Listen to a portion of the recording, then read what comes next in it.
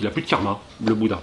Et donc, mais le Bouddha renie catégoriquement, en fait je pense que c'est la seule religion qui renie aujourd'hui l'âme et qui voit le monde dans un processus plutôt que dans un... il voit les êtres humains en tant que processus plutôt qu'en tant qu'être. Et le Mahayana va réintégrer dans les 6 systèmes philosophiques hindous, les 6 darshan, ça veut dire point de vue, hein, darshana, il y avait aussi un système, le Shamkhya, hein, qui était athée. D'accord. Voilà, contrairement au yoga, mais qui était un système spéculatif. Alors, juste une chose, là, j'ai eu un instant de distraction. Tu parlais de 350 avant ou après Jésus-Christ. Qu'est-ce qui s'est passé exactement à ce moment-là? Il y a tellement de choses, mais... Oui, mais là, ce que tu as dit, toi. Non, j'avais dit 350 après Jésus-Christ, quand c'était l'apparition de l'hindouisme. Il va y avoir déjà... c'est-à-dire, apparition de l'hindouisme, c'est-à-dire... pour poser les repères, hein, le védisme, la religion des Védas se perd dans la nuit des temps, plusieurs milliers d'années avant Jésus-Christ.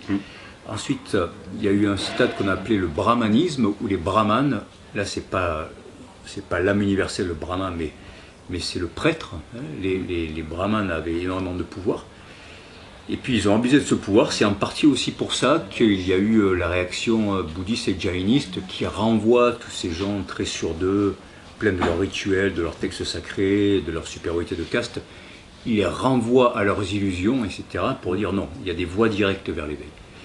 Et peu à peu, il y a la naissance de l'hindouisme, hein, mais moi l'hindouisme, je le faisais, alors, ce sont des synthèses successives, comme le Nouveau Testament est une synthèse de l'Ancien Testament et d'autres enseignements.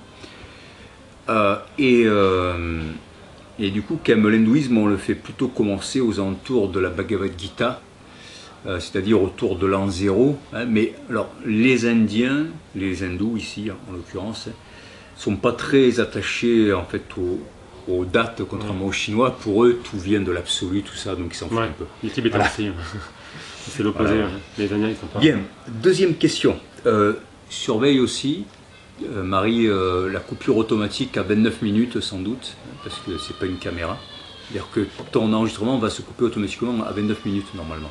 29.